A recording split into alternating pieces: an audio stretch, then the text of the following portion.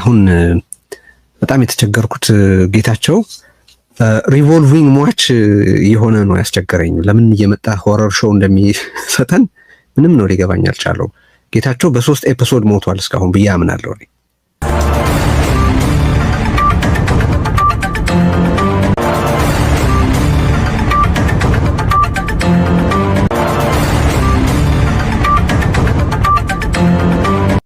ጌታቸው ይህንን ምላሽ ለመስጠቱ ሁለት አይነት ምክንያቶች በአማራጭነት ማቅረብ ይቻላል። ሁለት መነሻ ምክንያቶች።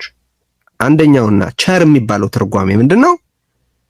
እዚህም ጋር ጌታቸው የማይቻለውን ለማድረግ ነው የሞከረው። ማለትም የዘር ፍጅቱን አልተፈጸመም ብሎ ግልጽ የሆነ ፋይናል በሆነ ደረጃ ስርዓተ ቀብሩን መፈጸም አልፈለገም።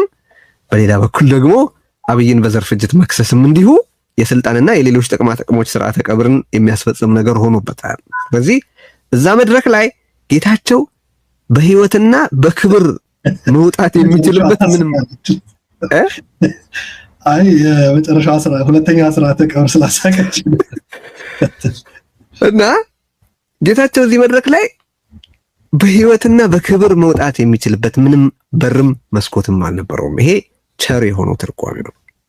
እኔ አሁን በጣም የተቸገርኩት ጌታቸው ሪቮልቪንግ ሟች የሆነ ነው ያስቸገረኝ። ለምን እየመጣ ሆረር ሾው እንደሚሰጠን ምንም ነው ሊገባኝ አልቻለው።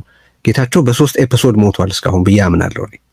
መጀመሪያ ፕሬዝደንት ሆኖ ህወሓትን ራሱ ያመነውን ነገር ነው። ህወሓትን ከድል ሲያደርግ የትግራይን እድሎች በመግደል የራሱን የፖለቲካ ፐርሰናሊቲ ገሏል።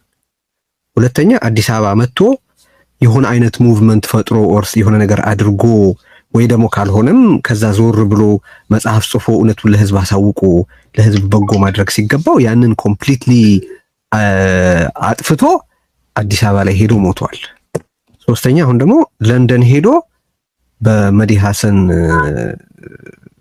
የአመክንዮ እጆች ሌላ ሶስተኛ የሞት ኤፒሶዱን ሞቷል። ስለዚህ ለምንድን ነው ቦታና ቋንቋ እየለዋወጠ መሞት የማያቆመው ጌታቸው? በትግርኛም በአማርኛም በእንግሊዝኛ መሞት አለብህ እንዴ?